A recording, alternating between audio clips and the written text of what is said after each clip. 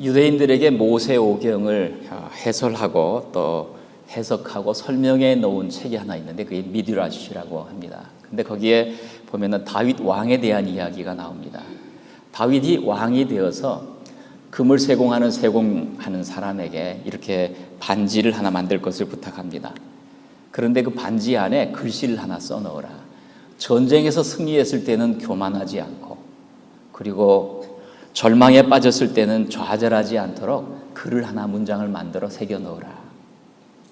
그 금세공자가 고민을 하다가 그 문제를 풀 수가 없어서 솔로몬에게 찾아갔습니다. 그래서 솔로몬이 그에게 해답을 준 것이 하나의 글귀가 거기에 쓰였는데, 그것이 뭐냐면 이것 또한 지나가리라. 이것 또한 지나가리라. 고난을 친구로 삼고 살아가는 사람들에게는 이 글귀는 참으로 인생을 값지게 만드는 좋은 삶의 지혜라고 생각합니다. 고난을 만난 사람들이 좋아하는 글이지만, 그래서 링컨 대통령 같은 분도 이것 또한 지나가리라, 이 말을 자기 인생의 좌우명의로 삼았다고 하지요. 나에게 있는 오늘날의 이 고난과 절망은 언젠가는 반드시 끝이 난다는 사실입니다. 그것이 사실 오늘 본문의 내용입니다. 사울의 추적이 드디어 이제 다윗에게 끝이 나기 때문입니다. 오늘 본문은 사울과 다윗의 마지막 만남의 장소이고 마지막 만남의 대화의 내용이고, 그럴 때 사울이 이 다윗에게 남겨놓은 마지막 이 고백은 우리 인생에 매우 의미 깊은 뜻을 전해줍니다. 마치 이 사울의 이 말은 사울의 유언처럼 여겨지기 때문입니다. 21절에 이렇게 말하죠. 사울이 이르되 내가 범죄하였도다. 내 아들 다윗아 돌아오라.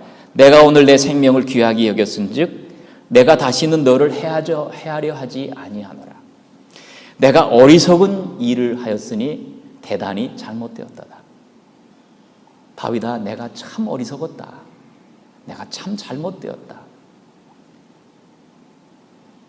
그는 이스라엘 초대 왕으로 살았지만 그의 말의 고백은 나는 참 후회 많은 인생을 살았다라고 말을 하고 있는 겁니다. 그리고 얼마 후에 사울은 블레셋과의 전쟁터에서 죽습니다.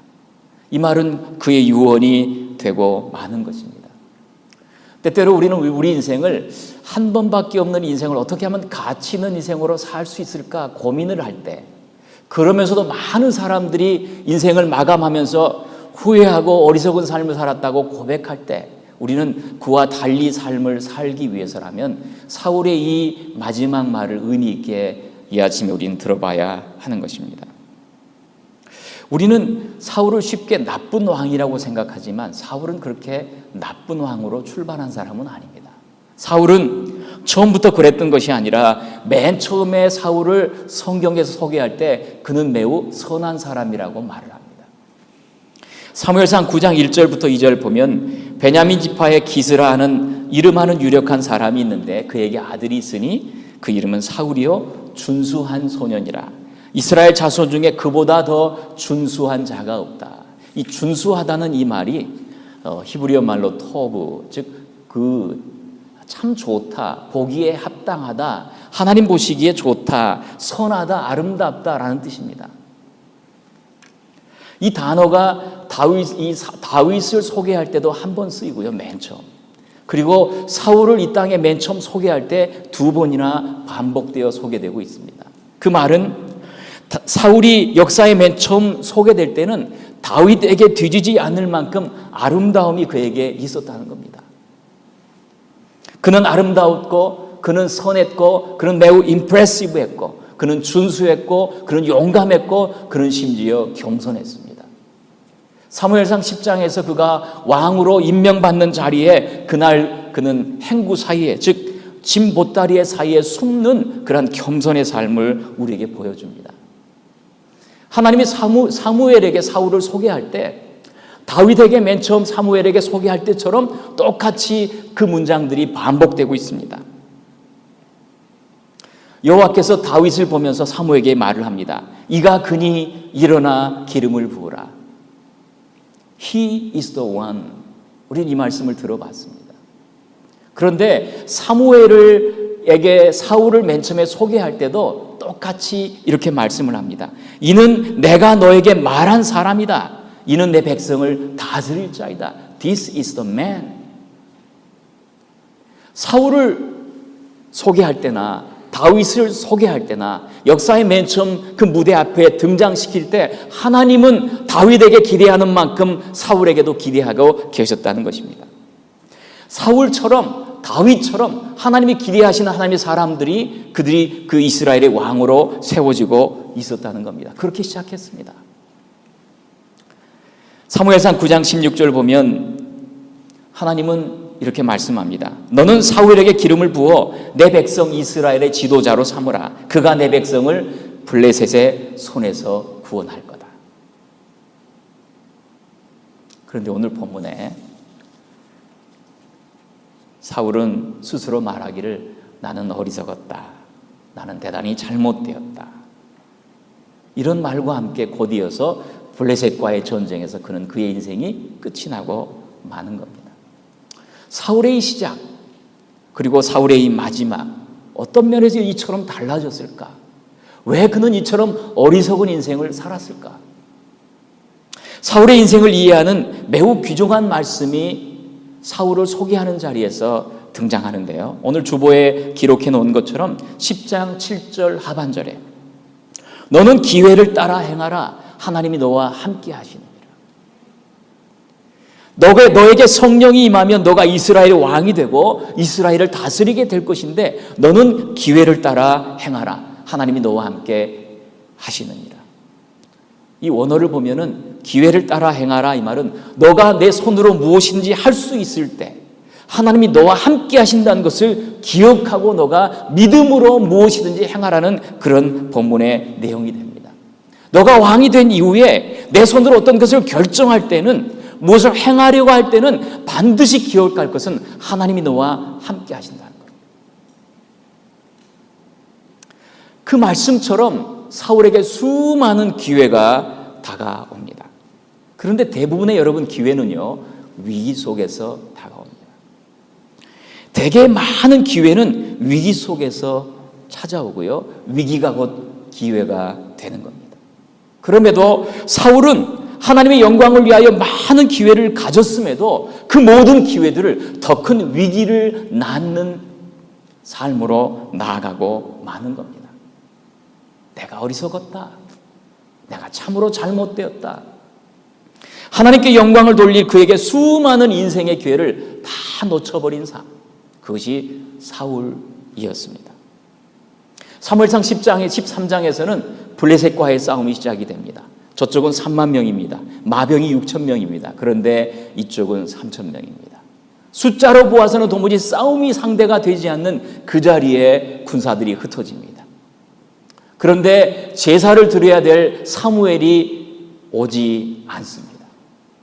기다리다가 그는 한 가지의 행동을 하고 맙니다. 하지 않아야 될 행동, 부득이하여 내가 제사를 드리게 되었습니다. 사무엘이 말합니다. 여호와께서 왕에게 명하신 바를 지키지 아니하므로 하나님께서 다른 사람을 구하여서 그에 맞는 사람을 구하셨다라고 말합니다. 한 번의 기회를 놓치는 자리에 그는 하나님이 너와 함께 하신다는 그 말씀의 약속을 붙잡지 못하고 눈에 보이는 환경을 쫓아 그는 거기서 넘어지고 마는 겁니다. 그런데 그의 마음속에 그의 말씀을 듣고도 사울에게는 행동의 변화가 없습니다. 14장 52절 보면 사울의 모든 날 사는 동안에 블레셋과 큰 싸움이 있었으므로 그 다음에 하나님께 또 기회를 구했다, 하나님께 또 나아갔다 이런 말이 나오지 않고 이런 말이 나옵니다. 사울은 힘 있는 자나 용맹 있는 자를 보면 그들을 불러 모았더라. 함께 하시는 하나님을 의뢰하지 않습니다. 사람을 의지하고 인간적인 방법에 몰두하고 삽니다. 그에게 있어서 하나님을 두려워하는 마음이 없는 것입니다. 사무엘상 15장에서 아말렉과의 싸움이 시작되었습니다. 승리하였습니다. 모든 전리품을 남기지 말라고 하나님은 말씀하셨습니다. 그런데 그가 좋은 것, 살찐 것을 끌고 오며 노래를 부르고 돌아옵니다. 그 사건 속에서는 강조되는 말이 있습니다. 사울은 자기를 위하여 기념비를 세웁니다. 내가 했다는 것입니다. 그의 행동을 보면 동행하시는 하나님은 없습니다. 사무엘이 꾸지람을 합니다. 순종이 제사보다 낫지 않습니까? 왕이 여호와의 말씀을 버렸으므로 여호와께서 왕을 버리셨다라고 말할 때도 그는 그 자리에서도 이렇게 말을 합니다. 내가 범죄하였을지라도 사람들 앞에서 나를 높여주세요. 결코 자기를 버리지 못하는 인생. 하나님의 말씀을 버릴지언정 자기를 버리지 못하는 이 사울의 오직 관심은 나였습니다. 그래서 시인 박노해 씨는 이런 말을 하죠. 나쁜 사람은 어떤 사람이에요? 나뿐인 사람. 정말 나쁜 사람은 나뿐인 사람. 나만 중심으로, 내 중심으로 모든 것을 살아가는 사람. 소유의식이 강하고 피해의식이 강하고 경쟁의식이 강하고 그 생각 속에 하나님은 살지 않는 사람. 그는 정말 점점 나쁜 사람이 되어가고 있었습니다. 사무엘상 17장에서 골리앗과의 싸움이 시작됩니다. 모두가 다 두려워 떨고 있습니다. 소년 다윗이 등장을 합니다. 골리앗과 싸움에서 승리했습니다. 그 자리에 하나님께 영광을 돌리는 사울은 없습니다. 경쟁의식, 비교의식 속에 하나님 대신 사람에게 마음 뺏겨 그때부터 사울이 다윗을 적으로 삼고 쫓는 삶이 시작된 것입니다. 10년 동안 자그마치 이스라엘의 왕이 되어서 열광의 빛으로 드러내어야 할 이스라엘의 왕이 그는 한 사람 다윗을 죽이고 쫓기 위해서 그 마음속에 미움과 살인의 마음을 가지고 추적하기 시작한 것입니다.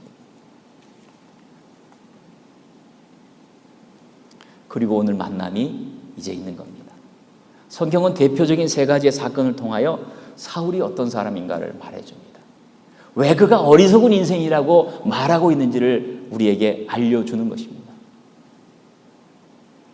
다윗이 사울을 죽일 기회를 오늘 본문에서처럼 갖습니다. 다윗을 죽이겠다고 쫓아온 사울이 잠들고 있는 침상 속에 들어가서 자기에게 던졌던 그 창을 들어서 그는 조용히 가지고 나옵니다. 그의 부하가 여기서 죽일 기회가 있습니다. 죽여버립시다라고 말을 할 때 아니다. 기름 부음 받은 자를 내가 그렇게 할 수 없다고 그는 창을 조용히 들고 나가서 이제 사울에게 말을 하는 것입니다. 왕이시여 나는 결코 왕을 해하려 한 적이 없는데 왜 내가 어떤 죄가 있어서 나를 이처럼 해하려 다니시나이까? 그럴 때 사울이 하는 말이 이것입니다. 내가 대단히 잘못되었다. 여러분, 너는 기회를 따라 행하라. 여호와께서 너와 함께 계시느니라. 이 말씀을 잃어버린 사람 누구예요? 사울인 것입니다. 모든 기회를 잃어버린 사람, 그래서 그의 고백은 안타깝습니다. 내게 허락된 모든 기회를 하나님께 영광을 돌리는 기회로 만들지 못하고 나를 버리지 못하고 눈앞의 환경에 져서 살았던 한 사람, 왕의 자리를 맡겼음에도 이스라엘 합당한 소명에 살지 못했던 삶을 살지 못했던 이 사울, 이것은 남의 일이 아니라는 겁니다. 사도 바울은 에베소 교회를 향하여 이런 말씀을 합니다. 세월을 아끼라, 때가 악하니라. 세월을 아끼라, 이 말 자체가 redeem your time, 너의 모든 시간을 선용하라는 뜻입니다.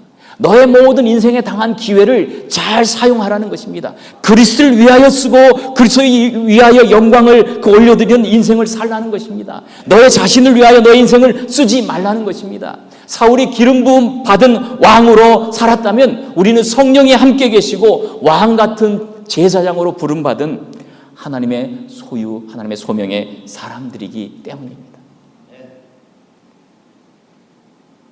기회를 따라 행하라. 여러분, 인생의 마무리를 하는 시점에서 어리석었다라고 말하는 모든 기회를 놓쳐버린 이 안타까운 삶에 무엇이 그렇게 만들었을까요? 그는 왕이 되면서 겸손을 잃어버립니다. 그는 왕이 되는 자리에서 위기가 오면은 부득이하게 적당히 타협하며 사는 삶을 살아갑니다. 골리앗이라는 큰 문제 앞에서는 하나님의 크심을 잃어버리고 믿음마저 빼앗기고 살아가는 것입니다. 여러분, 우리도 때때로 우리의 인생의 위기 앞에 그것이 기회인 줄 모르고 우리가 살아가기가 쉽다는 것입니다. 겸손을 잃어버렸는가? 적당히 드리며 살아가는 그런 삶은 아닌가? 하나님의 크심을 잃어버리고 사는 것은 아닌가? 예배에 대한 진지함도 거룩함도 없이 순종의 기회를 잃어버리고 나를 높이고 나를 내세우는 삶을 살아가는 건 아닌가? 미워하며 끝없이 추적하는 이 광야의 추적의 삶을 살아가는 건 아닌가? 우리도 돌아보아야 하는 것입니다. 그럼에도 사울이 왜 이처럼 어리석은 삶을 살았다고 고백할까? 사울의 인생을 돌아보면 사울에게 있어서 가장 큰 실패는 이것입니다. 그가 실패를 반복하고 있다는 것. 한두 번 실수할 수 있어요. 또 종종 넘어질 수 있어요. 그러나 그의 인생 전체를 보면 실패를 반복하고 있습니다. 후회하는 사람의 특징은 넘어지고 실수한 자리에 계속 반복하여 넘어져 가고 있다는 겁니다. 왜 실패를 반복하는가요? 미워하는 사람은 늘 대상이 바뀌어도 미움의 마음을 버리지 못합니다. 염려하며 사는 사람은 어떤 염려의 대상이 바뀌어져도 늘 염려를 버리지 못하고 삽니다. 왜 실패를 반복하고 있는 것일까요? 왜 사울은 실패를 이처럼 반복하고 있는 걸까요? 단지 겸손을 잃어서 부득이하여서 어떤 자기의 삶의 거룩을 잃어서 예배에 진지함이 없어서 그렇게 살 수 있다는 것입니다. 그러나 그것이 반복될 때 거기에 어떤 문제가 있습니다. 사울의 인생 전체를 보면 한 가지 분명하게 드러나는 것은 그는 회개의 삶이 없습니다. 그의 인생을 보면 진지한 회개가 없습니다. 잠시 위기를 벗어나는 이 잘못되었다 후회하는 후회의 말은 있습니다. 그러나 사울의 인생을 보면 진정한 회개가 없습니다. 일시적인 어떤 회개일 뿐입니다. 자기의 삶의 죄를 깨닫고 돌아서는 행동이 있는가? 없습니다. 사울은 마음을 먹습니다. 말은 합니다. 그러나 순간의 위기를 넘어갈 뿐입니다. 사울의 고백을 들어보면 회개하는 듯 해도 그것은 값싼 회개일 뿐입니다. 여러분, 값싼 복음이 복음이 아니에요. cheap gospel은 복음이 아니에요. 그렇듯이 이 값싼 회개는 회개가 아니라는 거예요. 이 사건 이전에 또 사울이 다윗을 죽이려고 엔게디 황무지로 나왔습니다. 그런데 사울이 다윗을 죽이지 못하고 다윗이 도리어 사울을 죽일 기회를 찾습니다. 그런 기회가 왔습니다. 그러나 그는 사울 왕의 옷자락만 가만히 베어 나갑니다. 사울이 그 사실을 알고 울며 다윗에게 말합니다. 소리 높이 울면서 나는 내가 반드시 왕이 될 걸 안다. 너는 나에게 맹세해다오. 그렇게 돌아가지만 조금 있다 또 다시 다윗을 죽이려고 나온 장소가 바로 이 자리라는 겁니다. 잠시 후회합니다. 잠시 돌아서는 것 같습니다. 그러나 그 자리에 다시 가 있습니다. 오늘 본문도 내가 어리석었다 얘기하고 내가 잘못되었다 얘기하지만 조금 그 다음 장에 나아가면 그는 블레셋과의 전쟁이 시작될 때 하나님의 응답이 없다는 그것으로 인하여 그는 무당에게 나아가고 맙니다. 잠시 어려움이 생기면 그 피하는 기회를 꾀를 내어서 그는 삶을 살아가는 사람이었습니다. 사울 인생의 가장 큰 문제는 그에게는 회개가 없습니다. 진지함으로 자기 삶을 돌아보는 회개가 없습니다. 사울 왕을 보면 이 헤롯 왕이 생각이 납니다. 예수님 당시에 세례 요한을 죽였던 이 헤롯 왕은 예수님에 대한 소문을 들으면서 세례 요한이 살아났나 보다 하고 생각하면서 예수님에 관한 소식을 듣고 그의 마음에 떠오르는 것이 근심이었습니다. 근심이라는 말이 헤롯 왕궁에서 반복이 되고 있습니다. 내가 이렇게 살아도 될까? 근심하고 염려하나, 예수님의 새한 소식을 들으면서 근심하고 염려하나 그는 돌아서는 행동은 없습니다. 여러분, 회개가 뭐예요? 회개. 후회하는 것을 고친다라는 뜻이죠. 후회하나 고치지 않으면 그것은 반쪽 회개에 불과합니다. 값싼 회개에 불과한 것입니다. 늘 넘어져 똑같은 자리에 살아가고 있다면 사실은 그것은 회개 없는 삶을 살아가고 있는 겁니다. 변화 없이 살아가고 있다면 그의 삶에게 가장 필요한 것은 진정한 회개라는 것입니다.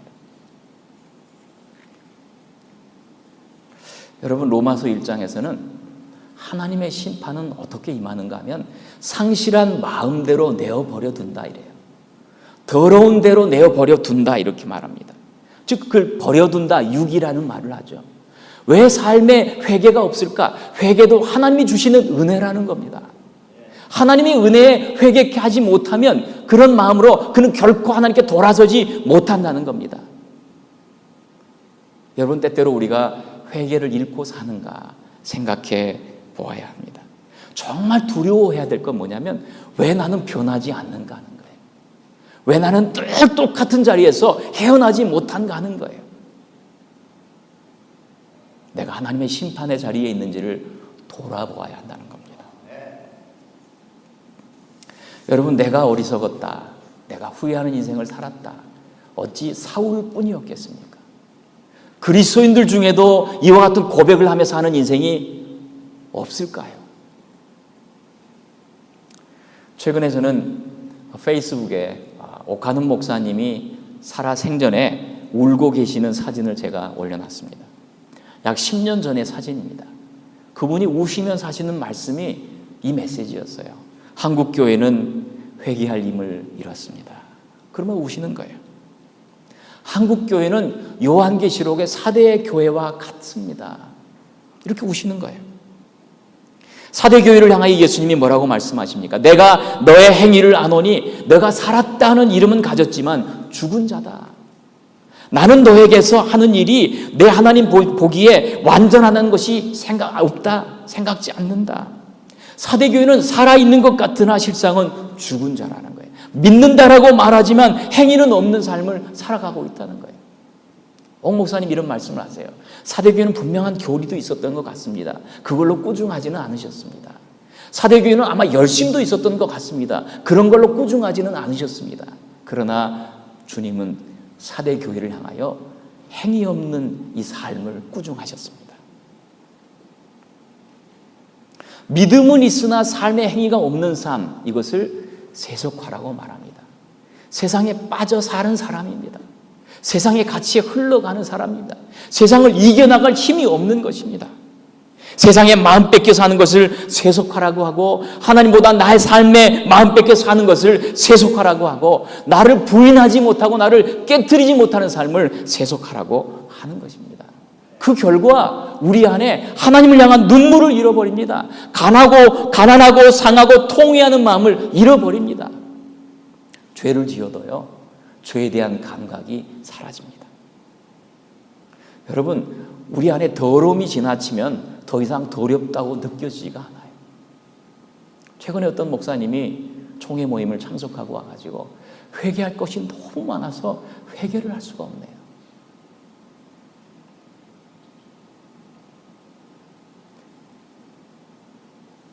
여러분, 왜 세속화가 되어가는 걸까요?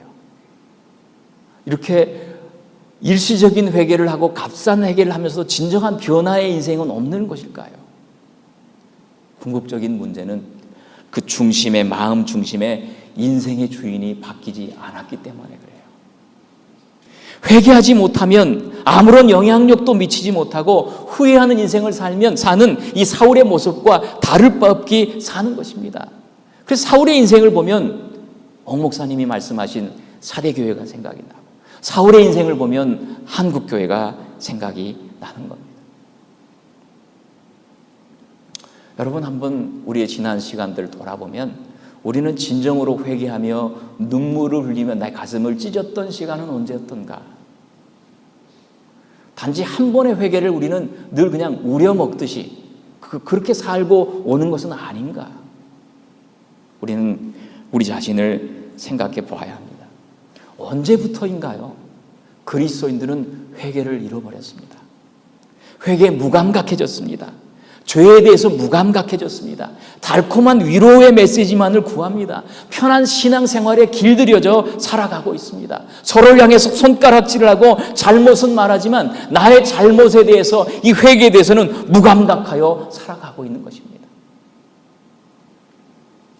여러분, 그리스도인들이 누구라고 예수님은 말씀합니까?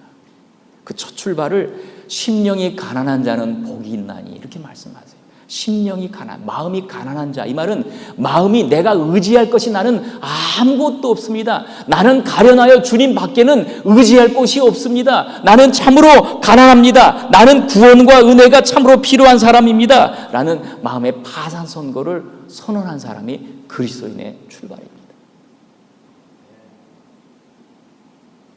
회개하지 못하는 이유는 내가 깨어지지 않기 때문이고, 여전히 내가 주인 되어 살기 때문이고, 아니요, 죽음의 길까지 가보지 못했기 때문에 그래요.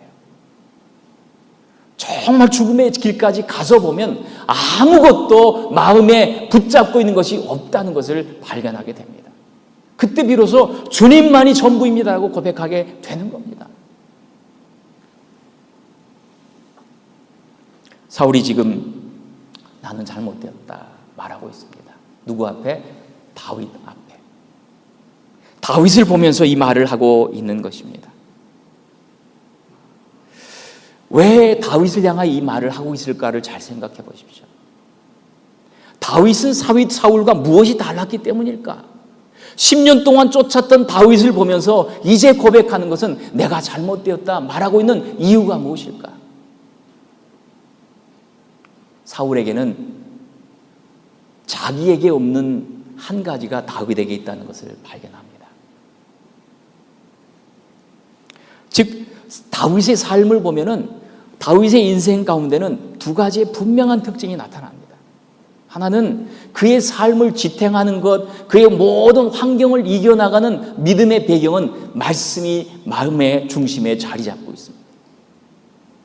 환경으로 인하여 말씀을 빼앗기지 않습니다.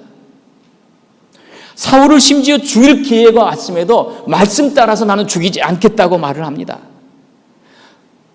사울에게 다윗은 말을 합니다. 여기 창이 여기 있습니다. 가져가 주십시오. 이 창은 다윗을 향해서 던졌던 바로 그 창이었습니다.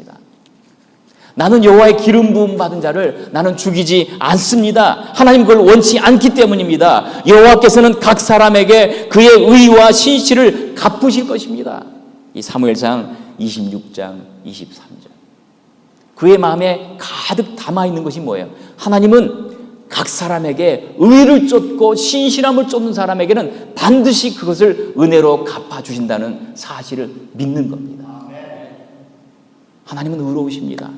하나님은 신실하십니다. 그래서 그 의를 쫓아 고난을 이기는 사람, 신실함을 쫓아서 환경과 타협하지 않는 사람을 반드시 갚으실 것입니다. 이 갚은다 이 말이 사실 슈브라는 것, 돌아오신다라는 뜻이 돌아오신다. 하나님은 인생 가운데 간섭하신다는 거예요. 멀리 계신 것 같지만 숨어서 지켜보시는 거예요. 그리고 시간이 되면 그의 인생 가운데 나타나시는 거예요. 다윗은 10년을 그렇게 쫓김을 살아도, 그는 광야의 그 어려운 삶을 살아도 그의 마음에 흔들리지 않는 것은 말씀으로 마음의 인내로 굳게 지키어 그것이 결실하기까지 그 말씀을 붙잡고 살아가는 삶. 하나님은 의로우십니다. 하나님은 신실하십니다. 하나님은 공의로우십니다. 여러분, 우리가 말씀 묵상을 훈련해야 되는 필요가 여기가 있어요. 말씀 묵상을 해야 되는 이유가 여기 있는 겁니다. 말씀이 나의 삶의 일부가 아니라 말씀이 나의 삶의 중심이 되기 위해서라는 겁니다. 또 하나 다윗의 삶 가운데 나오는 특징을 보면 다윗에게는 말씀을 붙잡고 살지만 그는 결코 완전한 자는 아니었어요. 그가 넘어집니다. 또 자빠집니다. 왜냐하면 오늘 사울과 헤어지면서 그 다음 본문에 나오는 것이 바로 그가 블레셋으로 나아가서 1년 4개월 동안 그가 거주하기 때문입니다. 그 다음에 다윗의 큰 실수가 나타나는데요. 사울을 피해서 블레셋으로 이주하여서 1년 4개월을 지날 때 추적 없이 사니까 얼마나 편했겠어요. 그는 삶이 좀 부요해지고 또 위험도 사라지고 편안하게 살던 어느 날 아말렉이 와서 그의 처자식을 다 잡아 데리고 갑니다. 그때 사울이 통곡합니다. 사울이 눈물이 있습니다. 다윗이 눈물이 있습니다. 그럴 때 성경은 다윗과 그 백성이 울 기력이 없도록 소리를 높여 울었다고 말씀하고 있습니다. 그런데 본문을 잘 읽어보면 다윗이 지금 감정에 복받쳐서 우는 것이 아니에요. 그는 진정 어린 회개를 하고 있어요. 왜냐하면 이 본문이 시작되는 사무엘상 27장 1절에 이렇게 말합니다. 다윗이 그 마음에 생각하기를 내가 후일에는 사울의 손에서 망하리니 블레셋 땅으로 피하여 들어가는 것이 상책이로다. 이것이 마지막 만남인 줄 모르기 때문에 다윗이 사울이 이 두려움 가운데 그는 지금 블레셋 땅으로 도망가는 것입니다. 지금 생각과 꾀를 내어서 한 가지 방책을 내는 것이 이 위험을 모면하는 것입니다.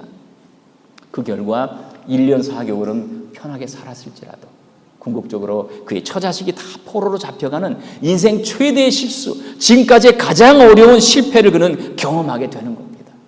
그의 타협 때문이었습니다. 다름 아니라 다윗은 말씀을 붙잡고 살아도 그는 인생의 위기에서 실패하고 그럼에도 불구하고 그는 다시 회개할 자리로 나아간다는 겁니다. 이 사울의 삶과 달리 다윗의 삶의 두 가지의 큰 특징은 말씀을 붙잡고 중심으로 살아갑니다. 어려움을 이겨냅니다. 그리고 또 넘어질지라도 또 일어나서 회개의 자리, 진정한 회개의 자리로 나아가는 겁니다. 여러분, 다윗이 하나님께 쓰임받는 이유가 무엇인가 하면 그의 선함 때문에 그의 아름다움이 탁월해서가 아닙니다. 사울에게도 똑같은 탁월함이 아름다움이 있었습니다. 그러나 그의 마음 중심에는 하나님의 말씀에 대한 진지한 순종과 내가 그것을 넘어졌을 때 다시 급기야 다시 한번 방향을 수정하고 돌아서는 회개가 그의 마음 가운데 있기 때문인 겁니다.